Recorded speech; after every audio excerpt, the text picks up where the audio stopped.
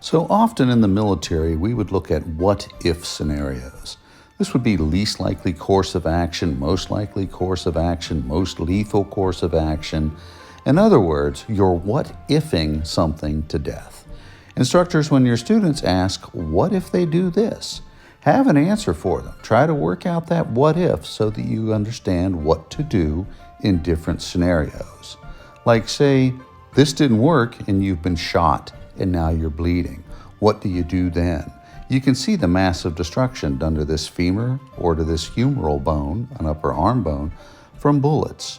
When rounds strike the human body, they cavitate, they roll, they create openings and large caves that can rapidly fill with blood within the body, that can reduce your blood pressure and lead to shock.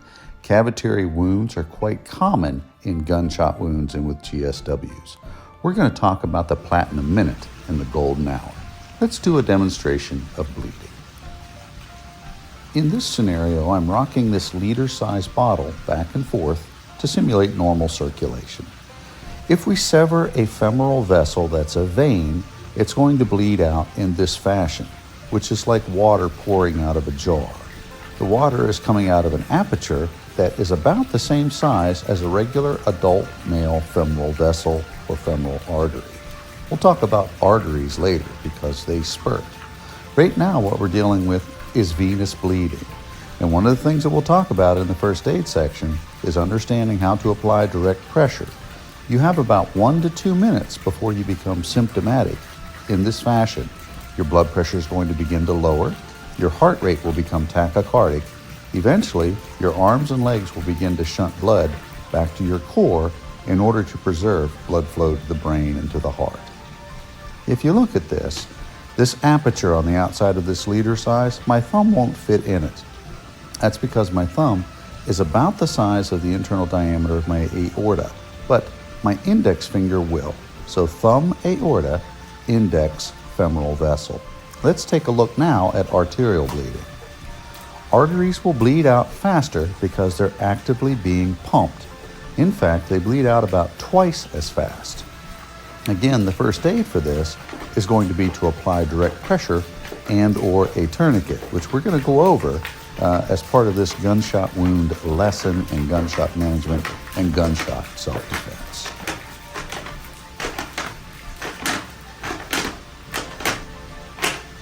Let's take a look now at what you can do.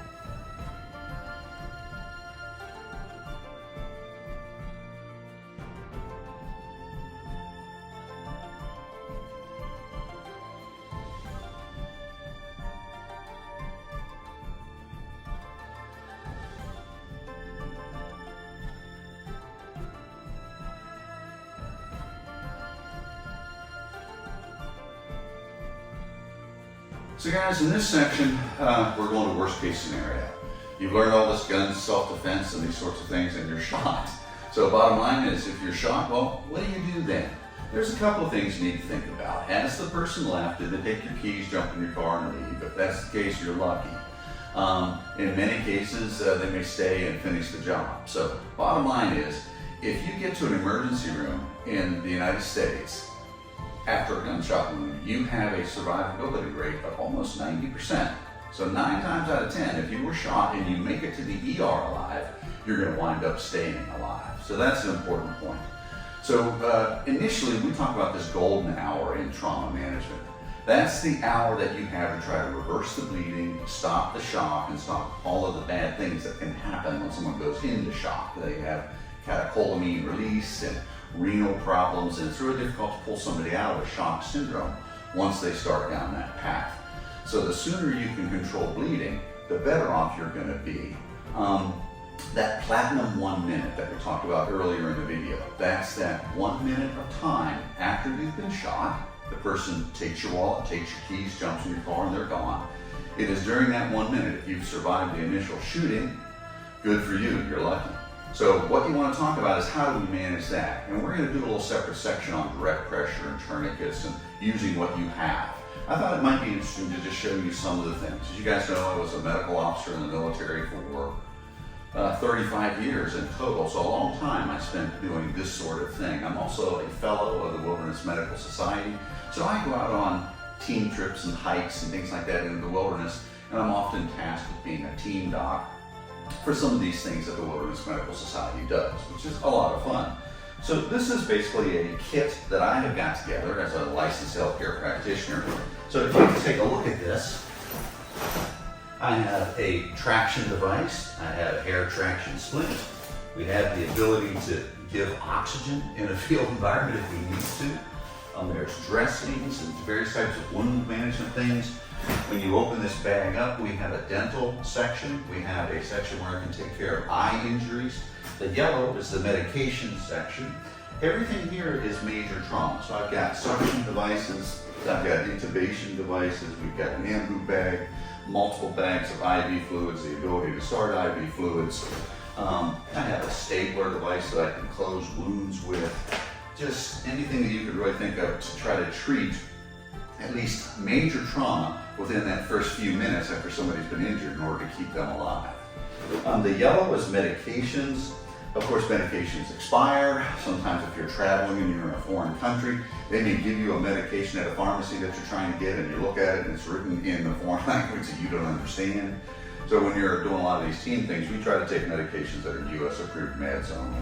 And we have, on the other side, of course, injectables as well. And I even have stuff for motion sickness because we used to fly so much. This is a surgical kit. Within the surgical kit, I have pulse oximeters that I can monitor oxygen levels if we're climbing and we're going up to altitude. The last climb that we did was over in Africa on Mount Kilimanjaro, which is over 19,000 feet. So that's a big climb. Also in this is a surgical kit that we can stop bleeding, stop our arteries from pumping with clamps and those sorts of things. I have dressing materials. This is a trauma wound dressing. It's impregnated with chitosan. Some of the drawbacks on this would be if somebody's got allergies to shrimp or seafood or something like that, you want to be careful using these kinds of impregnated dressings. But if they don't, they work really well. So that's a really quick down and dirty on that kit.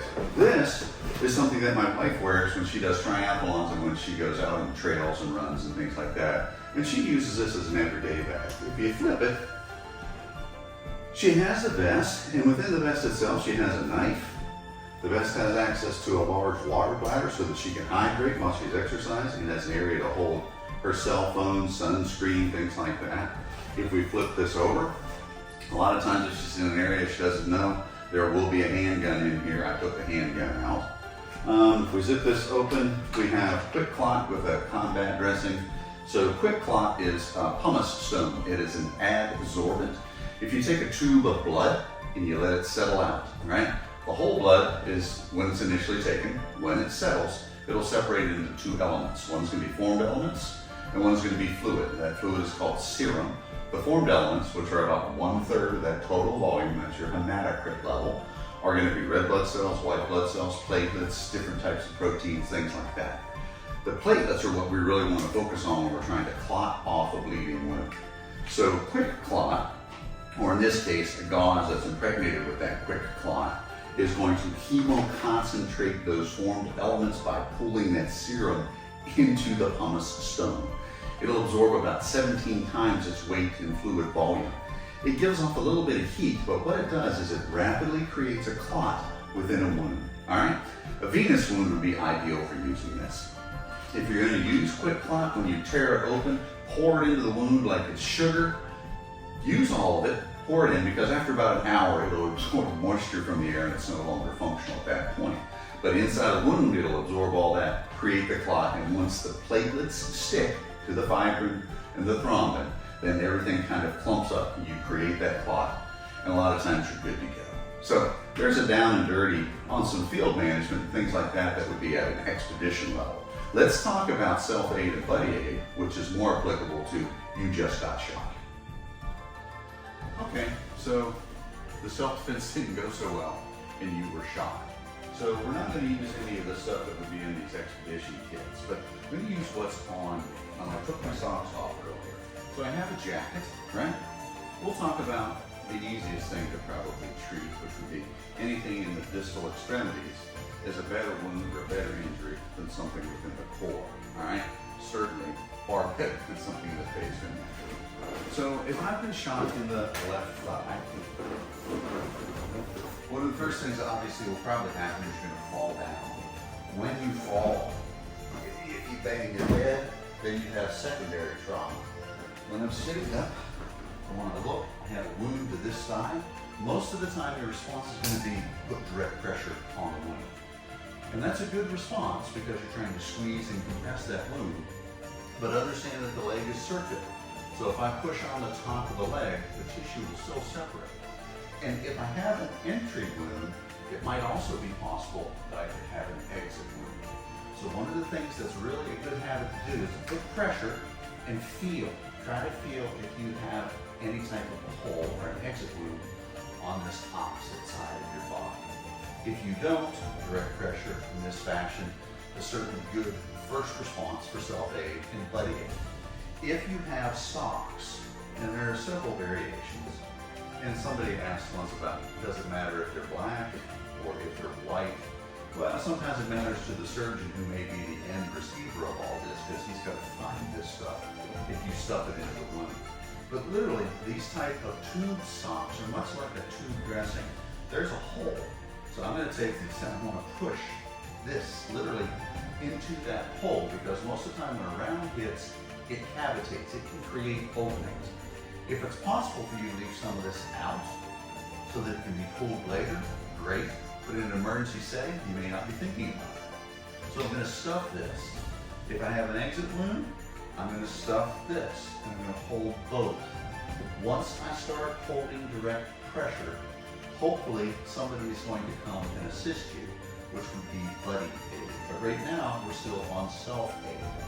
One of the things that you can do is put the weight of it on, and as I lean back, I have a belt that I can move and pull off. So I'm not creating a tourniquet as much as I'm trying to create a pressure dressing. A pressure dressing is going to be something that goes directly over the wound, like I'm doing with this belt. I'm going to pull this as tight as I can get it. I'm going to cinch this up. Make sure that I keep this dressing material under this area of pressure. And I want to pull this down until it's really good and tight. So that would be an example of a pressure dressing. We're not to the tourniquet effect yet, okay? One of the other things that you can do is while you have this, pull it through. And you double wrap this way. You slip it through here if you wish. And then clip this under it or bend it in order for that to stay in place. Okay, the next thing. You have a jacket. You can take the jacket,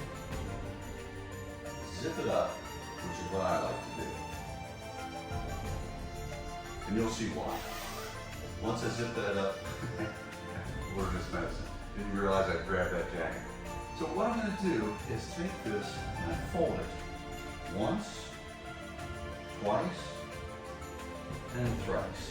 So now I have a thicker area that almost looks like one in the military we would call an abdominal dressing, and I can use this as well. So if I didn't have access to a belt, but I had access to socks that I could use to initially tamponade off these bleeders, I can use this. Slide it under here. You got a bone fracture, it's going to be painful. Pull this up, pull this over, and I create my square knot, pushing this through. I'm going to pull this as tight as I can get it, make sure that you keep the dressing material secure. That would be the sock that you shove in the wound. Some people may be thinking, well, won't that get infected? That's why God made antibiotics, so don't worry about that. Your most important thing right now is fluid loss and trying to stop that fluid loss. So we have that. Okay, it's still bleeding. Or it was spurting blood and you've done all this stuff to try to control bleeding. Most of the time in an environment, I've rarely seen wounds where you can't control the bleeding with direct pressure when you have someone else with you, buddy aid. In this scenario, I don't have that. Most of the time when Sherry and I go on these trips, we're always together, so there's always a backup plan. So now I have to move forward and think about, okay, I'm still bleeding, I need a tourniquet. I'm gonna leave this in place, okay, because this is what I use. My jacket, socks to plug the wound, that created a pressure dressing. I need something to stop it. Use what's in your environment. So this Tonto, which is a stiff piece of wood, functions as what's called a wind lattice. I can slide it through the knot or simply make another knot, which I prefer because I don't want to mess with that knot since it's holding everything together. And then tighten this up. Now what I'm going to do is just simply twist this. As I twist it, I'm going to twist it until the bright red bleeding stops. Once I get here, if I let go of this, it's going to spin. So what I have to do is think about tucking these tails in and then keeping them here under my hand while I hold pressure on this tourniquet, okay? In the Army, a lot of times we teach people to put a T on their forehead, and if you have a watch and you know what time it is, you can put a 1 and a 1 and a 0 and a 0 over here so they know that the tourniquet, and then you put it on at about 11 o'clock. Because eventually, if you're still oozing blood, you may begin to become hypotensive, you may lose consciousness. And now, you're fairly safe for about 30 to 60 minutes because you're controlling the bleeding. One of the classic mistakes that folks make is they'll take the dressing off to look at the wound to see if it's still bleeding.